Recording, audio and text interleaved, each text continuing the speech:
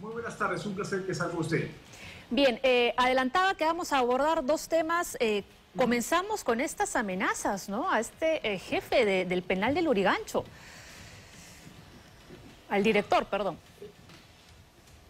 Bueno, esto es producto, como ya ustedes lo vienen señalando varias veces, de una inacción absoluta de parte del Ejecutivo para poder controlar la arremetida vertiginosa del crimen organizado. Lamentablemente estamos ante bandas criminales y no hay una respuesta desde una perspectiva de política criminal acertada, ¿no? Amenazan a la autoridad de un penal a efectos de que determinado interno regrese a un lugar, supuestamente a un lugar evidentemente donde puede, entre comillas, no es posible realizar o continuar realizando actividad ilícita, lo cual es obviamente inadmisible. Entonces, acá tiene que haber definitivamente desde el Ejecutivo un cambio muy importante como respuesta al crimen organizado. Porque ¿cuál debería ser ese cambio? No, es que el cambio es en todo aspecto. No hay una estructura de política criminal que se vea, que se evidencie adecuada. No se ha de ninguna manera conocido cuáles son las políticas disuasivas, cuáles son las políticas punitivas que el Estado ofrece, cuáles son finalmente las de carácter preventivo de largo plazo. No hay nada al respecto. Lo que se tiene básicamente son manotazos de abogados. Distinto es la política interna que ha evidenciado el INPE con la jefatura del doctor Javier Yaque, porque sí, a la interna del INPE sí hace políticas de control de seguridad, traslada internos que son peligrosos, los mueve de penales. Esto es parte de la respuesta del INPE frente a internos que no cumplen los estándares que tienen que tener en el penal. Por eso es que lo trasladan de un lugar a otro y acá tenemos la respuesta de ahí está el pedido. Ajá, ¿no? De que devuelvan a este criminal al pabellón en el que estaba. Así es. Entonces, el problema no es dentro del INPE, sino el problema es del Ejecutivo, que tiene que brindarle seguridad, no solo a una autoridad como el jefe de un penal, sino a todos los ciudadanos de este país. ¿Y qué le pareció a usted las declaraciones del ministro del Interior, Juan José Santibáñez, sobre este tema? Ahora resulta que habría más directores de penales también amenazados. Bueno, es que son respuestas que resultan absolutamente inconcebibles. Es decir, lejos de generar tranquilidad, o sea, lo que generan es mucho más incertidumbre y mucho más inseguridad.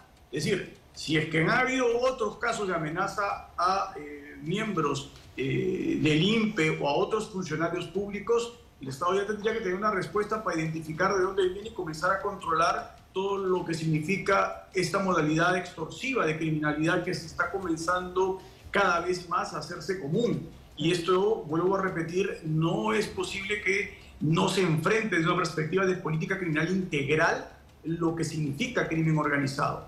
Propuestas hay muchas, existe una serie de mecanismos claramente que se han utilizado en países de la región que son en alguna medida similares a nuestra situación, pero el gobierno no hace nada. Y eso es lo que más genera desde una perspectiva de análisis preocupación. No, de verdad que muchísima preocupación con lo que está ocurriendo. Vamos ahora con el otro tema, ¿no?, que tiene que ver con esta ley de crimen organizado que está generando muchísima polémica, pero yo aquí le voy a pedir, por favor, que sea lo menos técnico posible y lo más aterrizado para poder entender cómo nos va a afectar la promulgación de esta norma de ahora en adelante. A ver, en algún momento creo que lo conversamos, no sé si con usted, pero definitivamente con Panamericana. Hay dos elementos clave en esta norma que tienen que ser separados, ¿no? La parte procesal, es decir, cómo es que voy a efectivizar la respuesta frente a la criminalidad organizada, me refiero a allanamientos, etcétera, y la parte de la definición del comportamiento delictivo, es decir, cómo es que yo voy a modificar o ya se modificó el delito de organización criminal. En la primera parte no hay duda, esto ha sido masivamente reconocido por operadores jurídicos, me refiero a abogados, fiscales, jueces, de que esa parte de la ley es nefasta. Yo no le puedo avisar a la persona antes de allanarla, ni esperar que el allanamiento se efectivice cuando esté la persona o esté el abogado. Porque lo contrario, pues voy a destruir todo y la medida va a perder su objetivo, que es es una medida urgente. La sorpresa. Ajá, el Una medida factor que sorpresa. además tiene que tener un carácter sorpresivo para evitar que se destruyan elementos del delito. Esta parte es fatal. Ahí hay coincidencia absoluta. ¿Hay algo La positivo otra en esta ley? Sí, es la otra parte. Ajá. La otra parte también coinciden, yo lo he citado algunas veces al profesor, porque también es profesor universitario, el doctor Chávez Cotrina, fiscal coordinador de crimen organizado, que el otro aspecto de la norma sí es bueno. ¿Por qué? Porque se había ampliado tanto el espectro de que todo fuese crimen organizado, que recuerde usted que bastaba meter 3 personas, así sea pues el jardinero, el vigilante, quien fuese, ya tenemos organización criminal. Se estaba produciendo un abuso de las imputaciones por organización criminal y por lo tanto lo que hace la norma es precisar y darle la magnitud que corresponde. ¿Cuál es esta magnitud, Pablo? Yo se lo resumo muy fácil con una palabra que utiliza el derecho penal modernamente. Las concepciones, es decir, el tipificar, el incorporar como delito el crimen organizado es parte de lo que se denomina el derecho penal del enemigo, es decir, un derecho penal para aquellos ciudadanos que no se comportan como tales, sino que se comportan como enemigos de la sociedad, que su vida radica en hacer organizaciones criminales para cometer un sinnúmero de delitos. Si esta persona es un enemigo de la sociedad, pues no es cualquier comportamiento que yo voy a castigar, sino un comportamiento en donde se precise de forma específica en qué es que yo voy a poder valorar si ese comportamiento resulta o no resulta ser de una organización criminal, para que no se abuse de él y no se establezca que simplemente 3 personas juntas son una organización criminal, porque también esto es un exceso. Y además tiene que haber una pena superior a los 6 años.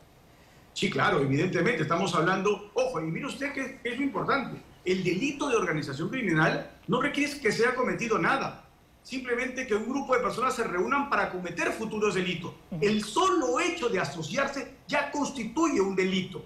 Por eso es que hay que precisarlo y hay que reducirlo. Y además, cuando se han cometido ya los delitos, el ser parte de una organización criminal agrava la pena en esos delitos o permite sumatoria de penas. Y por lo tanto estamos hablando de penalidades extremadamente altas para que no haya una precisión muy clara y se evite, por lo tanto, que esto no genere un abuso indefinido. Ahora, la crítica también iba porque se iban a excluir una serie de delitos que ya no van a estar contemplados en esta ley, ¿no? Delitos como trata de personas, tala ilegal, la estafa agravada también entra, o sea, ¿se excluye de esta ley? No, ahí hay un error. A ver, por favor. ¿Por qué? Porque el delito establece que determinados comportamientos no tienen que ser taxativos, sino respecto a la gravedad del hecho. Y la gravedad, amigo, por el quantum de pena. La trata de personas de ninguna manera sale del tipo penal. Eso es mentira. Trata de personas, extorsión, robo agravado, sicariato, todos esos delitos que son definitivamente tráfico de drogas, terrorismo, todos van a estar abarcados por la norma. De ninguna manera van a quedar excluidos. Lo que quedan excluidos son delitos de menor reprochabilidad, delitos que tienen penas muchísimo más bajas. Esos son los delitos respecto a los cuales la norma... Hurto, por ejemplo. Ya. El hurto es un delito de menor gravedad. El hurto no puede estar pues, incluido ahí. ¿Por qué? Porque el hurto es una pena máxima de 4 años. O sea, delitos de esa naturaleza son los que van a quedar excluidos de la norma. Pero no van a quedar excluidos delitos que tengan una gravedad mayor. Por eso es mentira que la trata de personas, que la agresión sexual queden excluidos. No, son delitos extremadamente graves. Ahora, organizaciones ligadas a la corrupción, ¿algún grupo de poder se va a beneficiar con esta ley? Los únicos que podrían tratar de utilizar esta ley son los casos que ya se han hecho públicos, que yo, como siempre digo, ni siquiera es que lo van a necesitar en el fondo. Me refiero al financiamiento ilegal de partidos políticos. ¿Por qué? Porque esos casos no son lavado de activos, sino son financiamiento ilegal y por lo tanto no necesitan esta ley para que estos casos queden excluidos de la posibilidad de que prosperen. Esto ya pasó hace tiempo cuando se modificó el Código Penal.